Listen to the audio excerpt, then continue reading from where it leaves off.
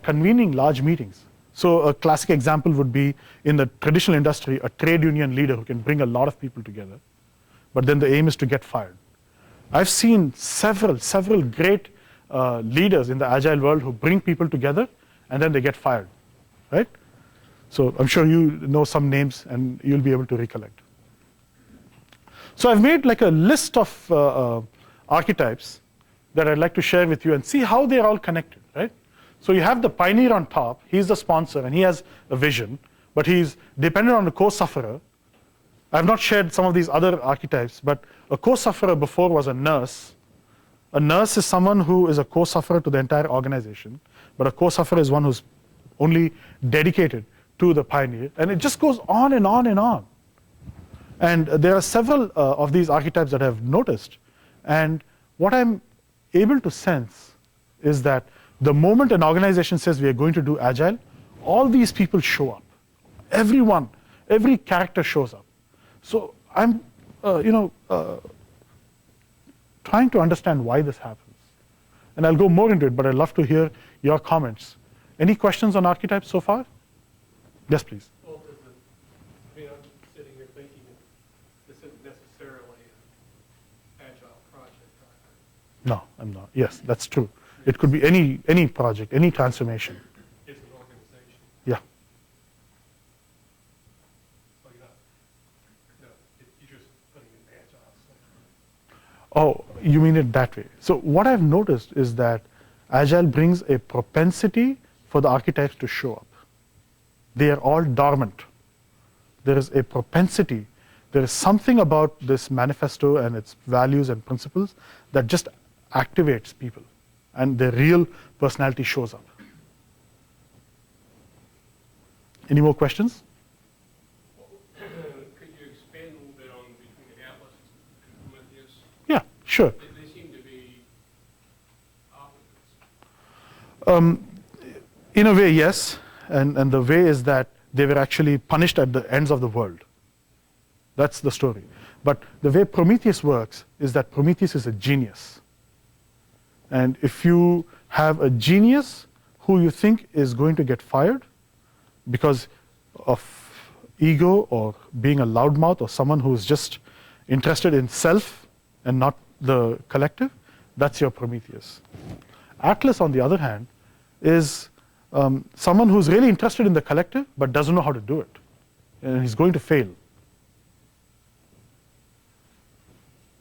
So would Atlas be someone who tries to do it all, be everything? Yeah, someone like that would be a good case, and I find these people at very senior levels managing multiple work but unable to delegate. Right? Any more questions? Great. So, next I'm coming to dynamics, which is what these archetypes do. And, in response to Bob's question, what is it about Agile that's bringing all these people out? Why are they coming out of the woodwork?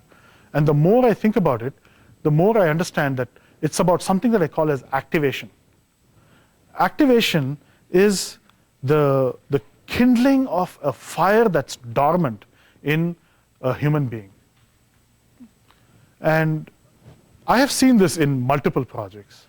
I've seen it that the moment people start reading about Agile, reading about self-organizing, reading about the values and the principles, something happens inside.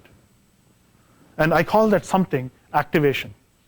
That something is like a kindling of a fire, and then it brings the real archetype out of this person.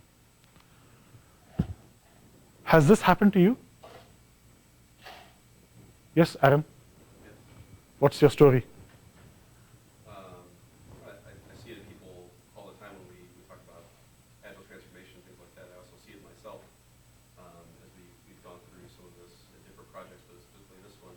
I think, as I mentioned, some of it is you activating a lot of people that we work with and are around, like bringing some of these things out of them, starting to see their real personalities come through as they start to shed some of the superfluous things. Yeah. The key activation behavior that I'm watching for, especially when I'm hiring a coach, is this vision. Does this person who I'm looking at have a personal vision? Where does this person want to go? What does this person mean? What is the calling of this person? I find that people who are in Agile are asking themselves these questions. They're constantly concerned about where am I going? It's almost as if the organizational transformation umbrella is an excuse for this individual's metamorphosis. Yeah. So this picture, I wanted to share this with you. How many of you are familiar with the core protocols? 1, 2, 3, few. So this picture comes from the founder of the core protocols, a guy named Jim McCarthy. He's based in Seattle. And when he came up with his vision, he saw a few eagles, and he took a picture of that. And this is what I've got for you guys. I found that when a change agent gets a vision, something significant happens outside also. I just wanted to share that with you. So activation and vision, right? The third thing that I notice as a result of activation and vision is a concept that I call as discernment, which is the desire to rule your mind. Most of the change agents I see are constantly looking for ways to improve their mental capacity. Their mental presence is what I call it, right? So discernment is how I take care of my mind. And I mentally classify everything that comes to me into 3 parts, right? I call it a distraction, or a fantasy, or a life purpose. And my job is to stay in my life purpose. I use a Kanban board, a leankit.com Kanban board to classify everything that happens in my head, almost everything, into distractions, fantasies, and life purpose. The more and more I see agile change agents, the more I see that the moment they're activated and they have a vision, they want to stay in their vision. All right, next. I'm sure you guys are familiar with this, right? In a sense, being an agile change agent is about exploring the boundaries of courage within the self. And I find that a lot of the change agents I work with find themselves to be extremely courageous. So much so that it's sometimes a bit dangerous, right? You might have found that in yourself also. And I'm trying to see when is courage helpful and what else is needed for courage really useful. So I looked at quite a lot of people, and just as a background, this study for me is now based upon an analysis of close to 2,000 change agents, and I'll show you afterwards how I do the work with them.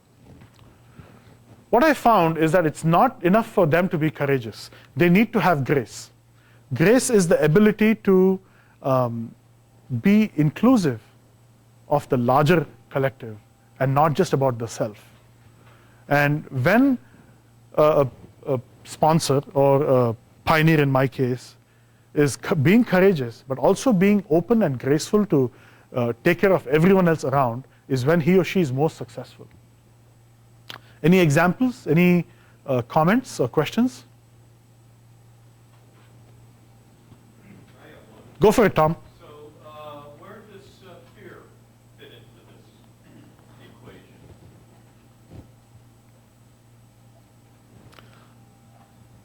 I think for me, fear is right at the beginning. I think fear, in my case, for instance, it's always there. There is always the fear. The activation that I notice is a parallel life force to fear. It just stays with you forever. And at the right time when fear is going up, the life force goes above that. The life force specifically is the vision.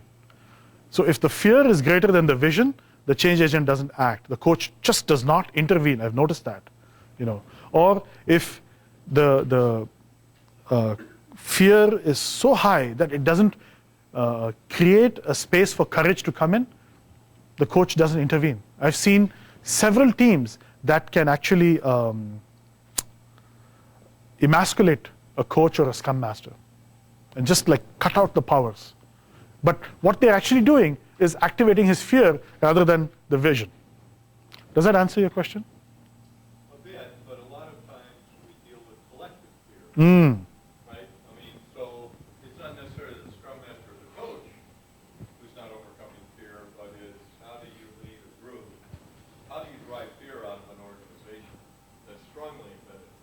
Great.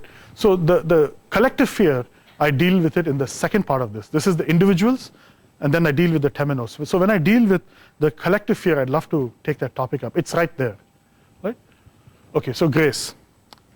Then, so just to recap, right? So I'm talking about the behavior of these change agents. There's an activation. There's an activation of a life force. It becomes a vision. The vision makes them want to live in their life purpose. One way they do that is by being courageous. Then they learn how to be graceful, right? There's another fantastic behavior that I've started noticing, and I call this the clean slate policy. The change agents that are part of an elite that I see who are living their life purpose do not want to have baggage with you when they're interacting with you, when they are coaching you, when they're giving any kind of guidance. They don't want to have a baggage with you. They want to come in, do their work, clean, and then leave. What they're really looking for is a fresh start every time they come back. And I've seen some people doing this very efficiently. Any comments?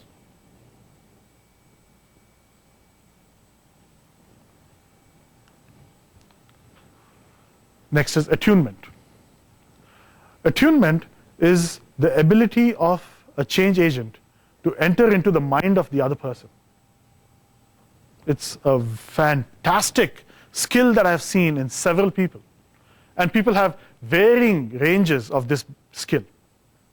But it's the ability to enter into the mind of the other person, learn all the contents that are there, and then offer self.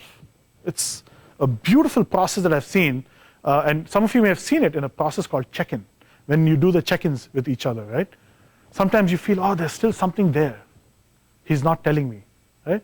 But then you go to another person and you check in, it's a complete synchronization. That's what I call as attunement. Sympathy. This is not your sympathy, this is my sympathy. And the way this sympathy works is the collective sympathy, right? It's attunement in a mass scale, but it's not you to everyone, but it's everyone to everyone. Everyone has the ability to enter everyone's mind and discover what is going on and thrive in this group. Equipoise.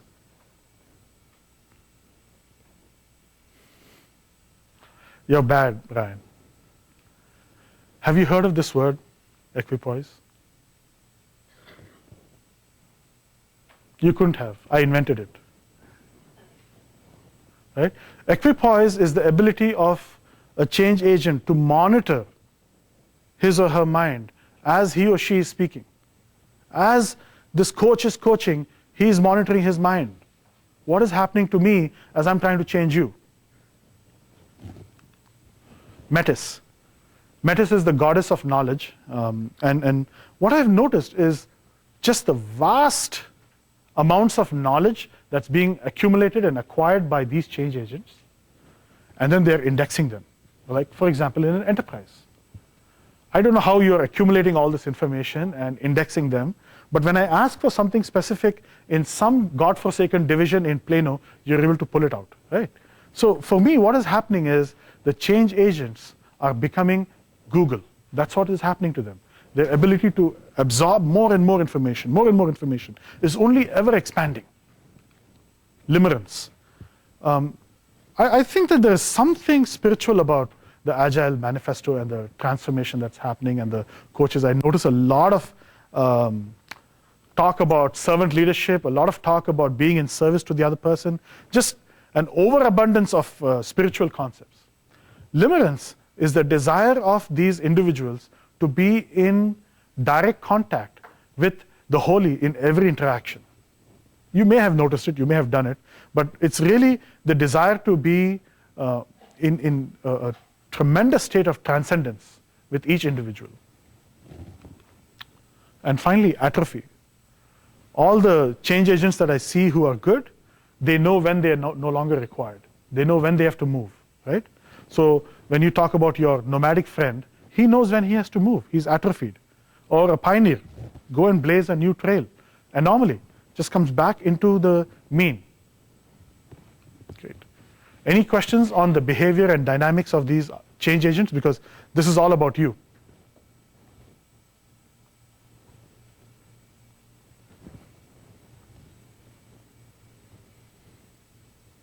Done?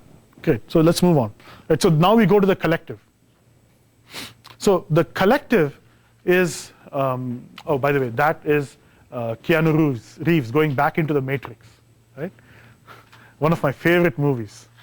Right? What a mind job. Yeah. So the collective is something which I've started paying a lot of attention to very early in my life. And it's how a change agent creates a container around the field of change. So if you are an agile coach for a team, how do you create a field around your team where they are open to you for the coaching, where they are open to you to take instructions from you? How do you know that this client is ready for you? That's the Temenos. The Temenos is the zone around you and your colleagues or family or whoever, right? Every Temenos or every group has a vision. That vision follows what is called as the monomyth, the single myth. The single myth is that of the sun's story, and it's very aptly described in some books as the hero's journey. The hero's journey is about the hero going out, learning, and then conquering the world or whatever, and then coming back and becoming a better source of transformation for his or her family. Every container is transforming. Every team is transforming on its own, regardless